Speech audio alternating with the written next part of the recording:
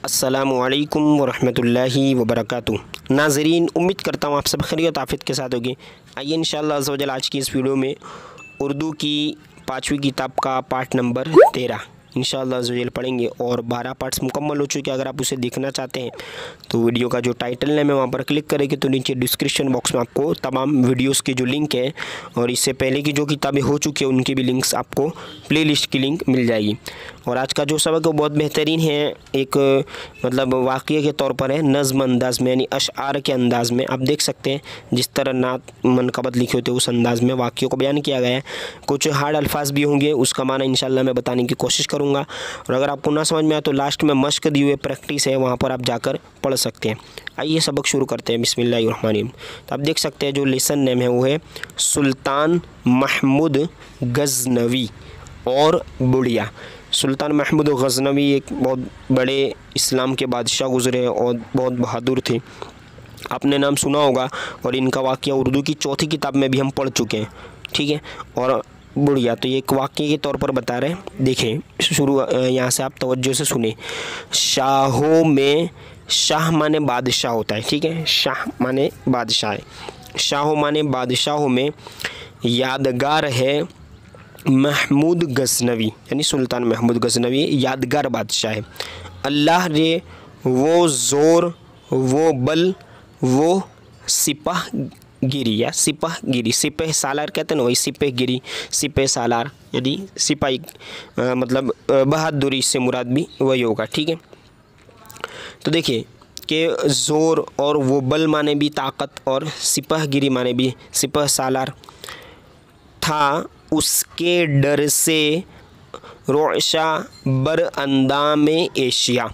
देखिए बर माने पर, अंदाम माने जिस्म और एशिया आपने ये जो 7 हमारे मतलब खंड है एशिया यूरोप, तो ये एशिया है, ठीक है। तो एशिया अंदाम माने जिस्म, तो क्या करेंगे एशिया के जिस्म पर रोशा, तो क्या होता है इसका माना ये थरथराहट, कहते हैं ना कप कपाना डर के मारे।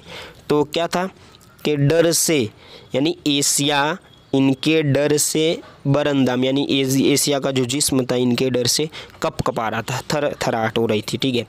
हासिल थी किसको एशिया में ऐसी सरवरी, यानी हासिल किसको ऐसी सरवरी थी एशिया में, सरवरी माने सरदारी। एशिया के बहुत बड़े मतलब के सुल्तान और बादशाह गुजरे। कहते हैं कि उसके दौर में एक काफ़िला लुटा, यानी उस दौर में सुल्तान महमूद गज़नवी का जो दौर था उसमें एक काफ़िला जो था वो लुट गया।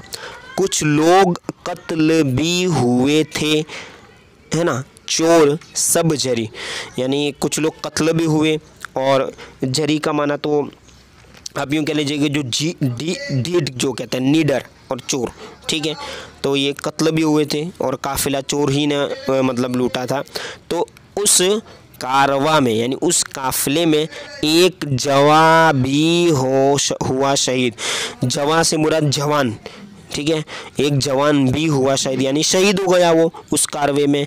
एक बूढ़ी माँ की लुट गई खेती हरी भरी, यानी वो यूँ कह लीजिए कि उसी का वो बेटा होगा इसलिए हरी भरी खेती कहा जा रहा है उसको, ठीक है। लुट गई, अब जाहिर सी बात है वो रहेगी किसके सारे, बूढ़ी माँ जो थी उसका एक ही सहारा था, उसका बेटा जवान मर्द, तो वो भी चला गया। देखिए आगे कि महमूद के हुजूर में आई वो गम नसीब।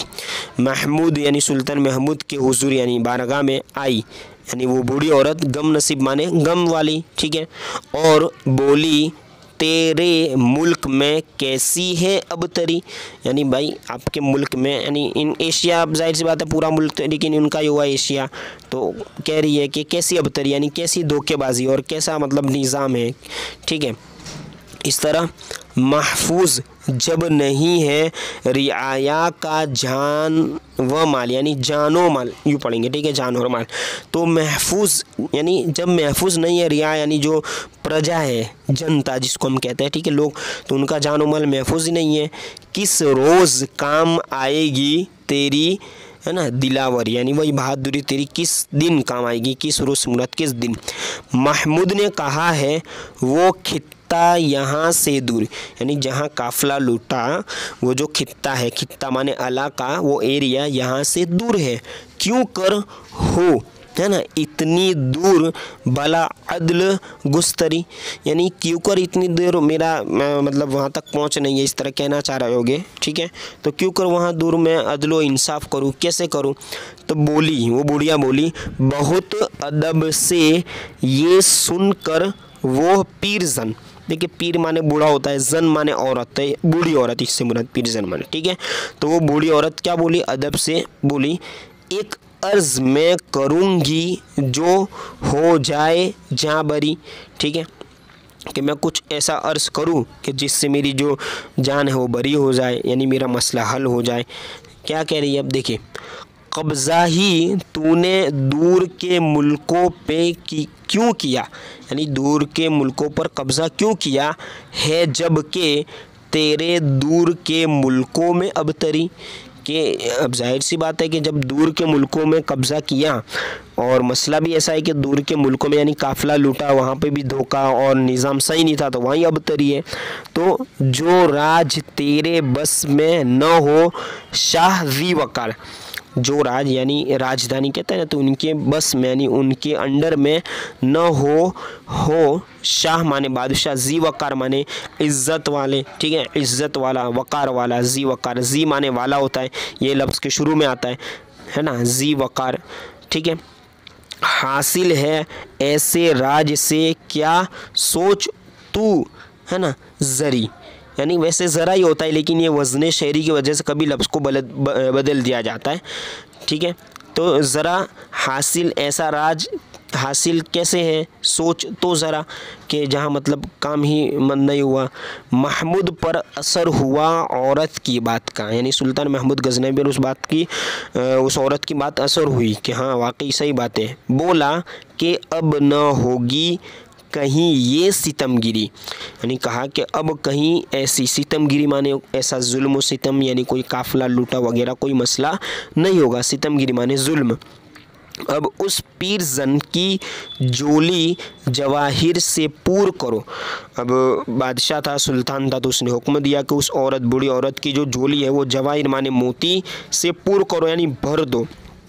ठीक है, क्योंकि गजनी के बादशाह पे है उसको बरतरी, यानी बरतरी हासिल है, उसने अच्छी सोच दी, इसलिए सुल्तान महमूद गज़नवी, ये गजनी ये शहर है तो वहाँ से ही उनका ताल्लुक़ है, इसलिए गज़नवी कहा जाता है, महमूद गज़नवी। तो क्या है कि बादशाह पे है उसको बरतनी, उसकी तारीफ़ की बुढ़िया की। ठीक है, देखिए आप ये मश्क देख सकते हैं। ठीक है, मैंने वैसे बता दिया है, लेकिन आप देख लीजिएगा। इंशाल्लाह अब अगले पार्ट में नेक्स्ट सबक पढ़ेंगे।